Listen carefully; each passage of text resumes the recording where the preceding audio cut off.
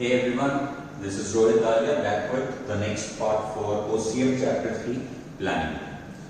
Previous parts we have already discussed the importance of planning and also the characteristics of planning. Today we will be discussing one of the most important topics of this chapter, which is the process of planning. कि planning का meaning देख लिया, उसकी जरूरत क्यों है वो देख ली, उसके limitations देख लिए. आज देखेंगे कि प्लानिंग करना है तो what is the typical process of planning. कहीं पे भी करो पर प्लानिंग किया कैसे जाए, what are the step by step procedures to follow the process of planning. Before we start off with the topic, एक चीज याद रखना, पूरे ओसीएम के बुक में या कभी भी आपको अगर प्रोसेस पूछी जा रही है, you can not disturb the sequence. जैसे कि you can see there are 8 points, ठीक है, and I have already numbered every point.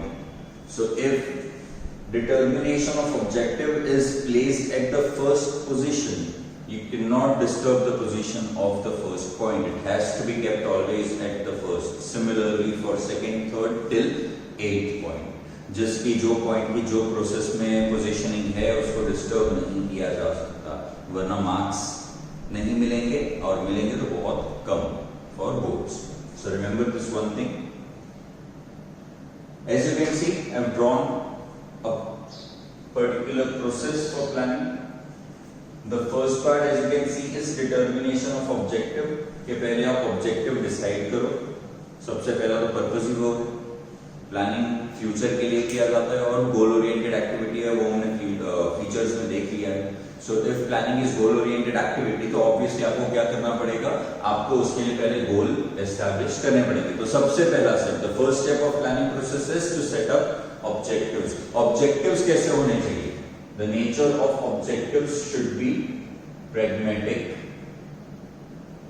Pragmatic का मतलब क्या होता है? Realistic होने चाहिए. ऐसे बस imaginary world में बड़े बड़े objectives बना दिए पर अचीव ही नहीं हो पा रहे, is not pragmatic. तो objectives set करने हैं, वो first step है. Plus objectives set कर देना है, ध्यान रखना है कि objectives has to be pragmatic, means realistic and achievable. हम अचीव कर सकते हैं रियल लाइफ में, वैसे ऑब्जेक्टिव्स रखने हैं. उसके बाद सेकंड स्टेप आता है क्लैरिफिकेशन ऑफ प्लानिंग प्रीमाइसेस. इसमें प्रीमाइसेस का मतलब होता है assumptions या तो you can say forecasting, future predict करने की ट्राई करना. ये वर्ड्स अब इस चैप्टर में बहुत बार हम पढ़ चुके हैं, तो I will not go deep into those words particularly. So after objectives are set up, second step of planning process is to clarify the planning premise. Premises means assumptions and forecasting. Third step आता है, after forecasting is done, necessary information and data is to be collected and analyzed. उसको support करने के लिए जो data की requirement है, जो इन्फॉर्मेशन की रिक्वायरमेंट है, आप उसको कलेक्ट करोगे, उसको क्लैरिफाई करोगे, क्लासिफाई करोगे, एनालाइज करोगे. Then, after collection and analysis of data, fourth step of planning process is preparation of alternative plan. एक alternative plan बनाना है. उसके बाद fifth step आता है alternatives को evaluate करना है. Various options जो हमने create किए हैं, पहले तो वो create करना, create करने के बाद उसको evaluate करना. And then sixth step is selection of best alternative. यहाँ पे जितने भी alternatives हमने बनाए हैं, उसमें से best हमारे लिए कौन सा है उसको pick करना, उसको select करना. Seventh step is formulation and evaluation of subsidiary plan. Subsidiary is the backup plan, the second plan that we have in case of failure of the primary plan. तो creation and evaluation, formulation का मतलब होता है create करना, prepare करना. तो subsidiary plan prepare करना plus उसको भी evaluate करना. Process में याद रखना, planning में हर जगह पे evaluation is necessary. आप check कर रहे हो कि आप जो सोच रहे हो सही है कि नहीं. And the last step of this process is, the eighth step is evaluation of plan. Now when I say evaluation of plan, this plan is the overall plan. एक लास्ट चेक करना कि पूरा जो एक बिग पिक्चर क्रिएट हुआ है, एक plan create हुआ है, उसको इवैल्यूएट करना, चेक करना, and if the plan is correct then हम क्या करेंगे, उसको इंप्लीमेंट कर देंगे for the business objectives achievement. So there are 8 steps. Repeat कर रहा हूँ वापस. First is determination of objective. Second step is clarification and clarifying planning premises. Then we have collection and analysis of data. Fourth is preparation of alternative plan. Fifth is evaluation of alternatives.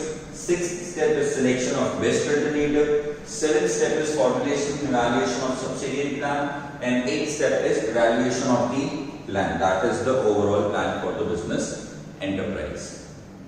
This video will be followed by a detailed explanation with notes. So this particular part till now was specifically for making sure that you are clear with the basic meaning and the sequence in which the planning process is continued and prepared. Thank you so much. Wait for the upcoming part for the explanation of detailed points for the planning process.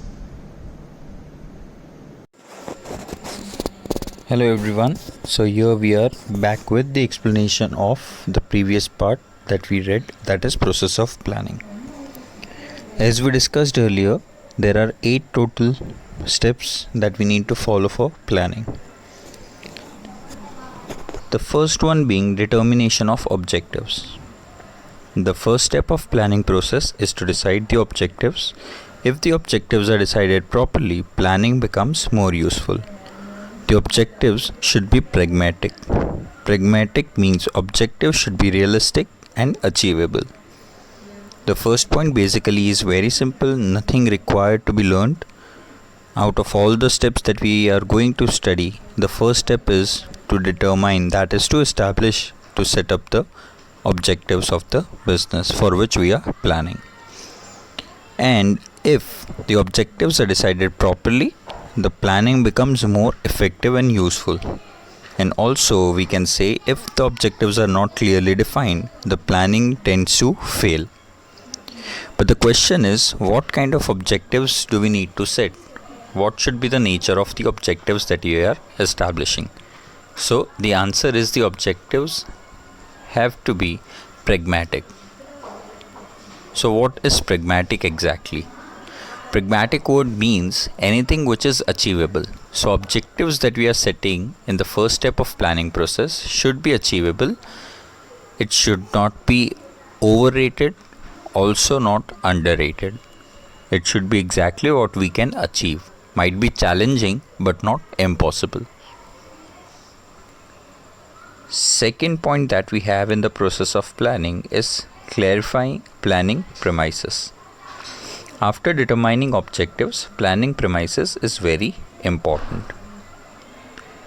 Premises means assumptions and forecasting. Forecasting is done after keeping in mind all the internal and external factors affecting business.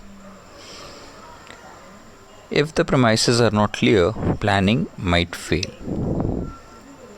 So, the second step is to clarify the planning premise. So the first point for the second heading, that is clarifying planning premise, becomes very easy to understand, which is nothing else but after the objectives are set as the first step of planning, what we need to do is we need to plan for the premises. So what are premises? Premises are nothing but assumptions and forecasting that we have already studied in this chapter previously. Forecasting is done after keeping in mind all the internal and external factors that affects the business. Obviously, when we try to predict the future, when we try to forecast and assume certain things, it is calculative, and these assumptions are done keeping in mind all the possible factors, let it be internal factors or external factors, that might affect the working of the business in the future. And keeping in mind these factors, the planning premises are made. And if the premises are not clear, then the planning might fail. The third step is collection and analysis of data. So after the planning premises is done, means after the second step of this process of planning is completed, we need to start collecting the information, either directly or indirectly. As a part of your syllabus, you have already read about various forms in which we can collect the information, and there are basically 2 ways, indirect and direct. You have read it in statistics. So we'll not go deep into that topic, but information is to be collected once the planning premises is done. Not only collection of information, but its classification and interpretation is also to be done after its collection is completed. This helps a lot in getting and achieving the expected results that we are planning for. Then the fourth step is preparation of alternative plan. Once the collection, analysis, interpretation of data and information is done, we need to prepare an alternate plan, optional plan as a backup. Example for this is to sell the goods either by producing or purchasing. If we are supposed to sell goods, then the first question that we have is either we produce it or we purchase and then sell it directly. So these are two options that are available with us. So if our primary main plan is to produce the goods, so our secondary plan or alternative option might be to purchase it. Fifth step of this planning process is evaluation of alternatives. In the previous step, we have decided and created a list of alternatives, options available with us. And now what we do is we try to evaluate each and every alternative in depth. We try to evaluate each and every alternative very precisely, calculatively. And while evaluating these alternatives, again, various internal external factors affecting business are to be kept in mind. How to do this? So various statistical and mathematical methods are used for evaluation, and when you try to evaluate certain things with statistical and calculative methods, mathematical methods, it is known as OR, which stands for operational research. Sixth step for planning process is selection of best alternatives.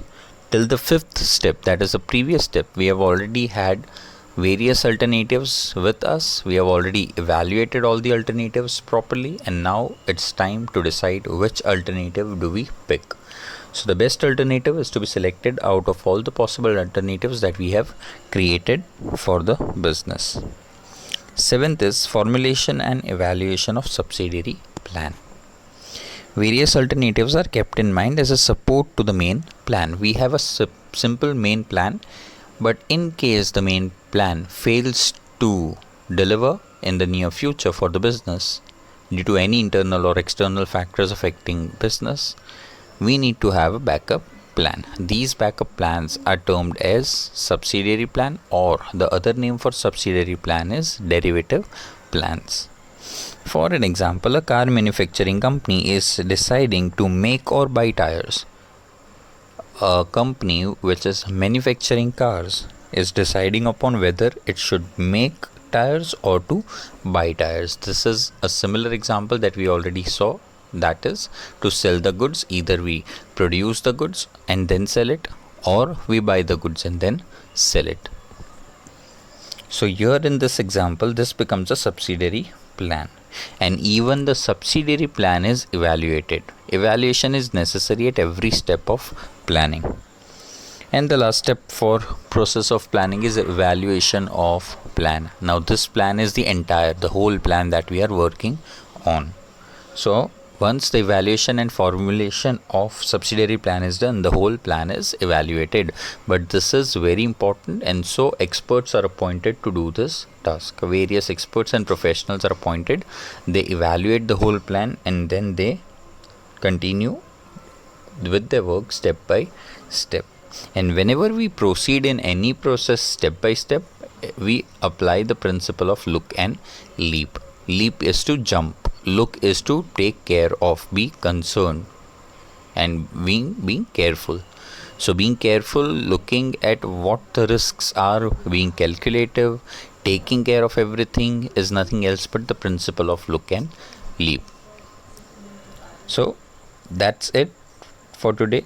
These were the parts that we had to cover for the process of planning. Thank you so much.